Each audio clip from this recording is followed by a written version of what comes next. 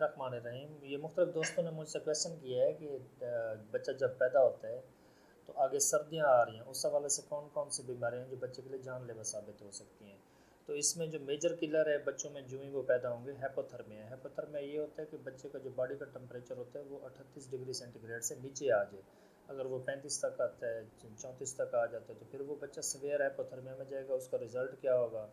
कि बच्चे को जो है वो न्यूरोलॉजिकल डिसऑर्डर भी हो सकते हैं और मुख्तलिफ़ किस्म की उसको और भी बीमारियाँ हो सकती हैं।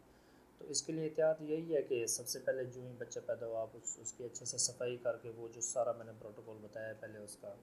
तो आप उसको क्या करें, अच्छे से कवर करें, क्योंकि सर्दियाँ जो हैं ये फैटल होती हैं बच्चों के लिए, ये किलर साबित हो सकती हैं अगर आप उसका टेम्परेचर बॉडी का मेंटेन नहीं कर सकेंगे। तो ज़ाहिर है पता होता है हम लोगों को सबसे पहले कि बच्चा जो है वो पैदा होने वाला है, तो उसके लिए आप एक अलहदा से रूम फिक्स कर दें मदर और बेबी के लिए, और वहाँ पे आप हीटिंग डिवाइसेस या जो भी होता है वार्मिंग ब्लैंकेट्स इस तरह की, ताकि कमरे का टेम्परेचर भी ठीक हो आपके कमरे का, और वो जो बच्चा जहाँ पे आप उसको सुला रहे हैं और उसकी मदर को, तो उन उन जगहों का भी टेम्परेचर ठीक होना चाहिए। और बच्चा जो मदर का फीड ले रहा है तो फिर मदर को भी बुखार नहीं होना चाहिए या उसका भी हाइपोथर्मिया नहीं होना चाहिए, क्योंकि अल्टीमेट वो फिर बच्चे के मिल्क में अगर वो ठंडा दूध पीता है तो फिर उससे भी अल्टीमेटली उसको हाइपोथर्मिया होगा। तो आपने बच्चे को सर्दियों में हाइपोथर्मिया से बचाना है,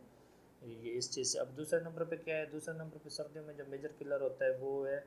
ये बच्चे को इन्फेक्शन का हो जाना, सेप्सिस जिसे हम कहते हैं।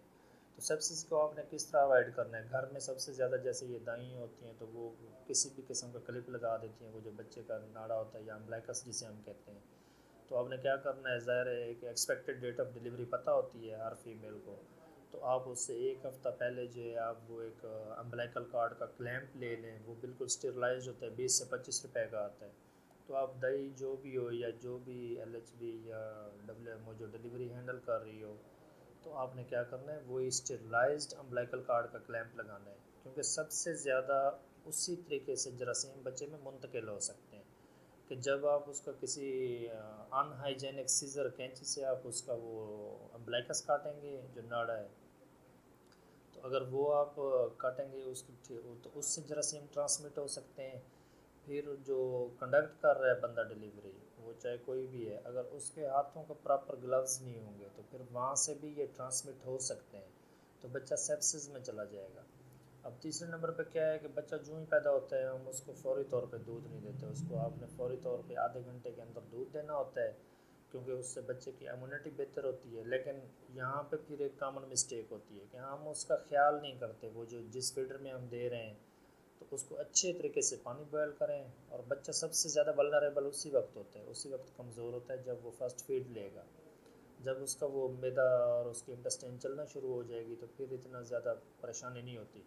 तो पहली जो फीड है वो बिल्कुल हाइजेनिक तरीके से दें आप बच्चे को, उसका जो फीडर है वो अच्छे से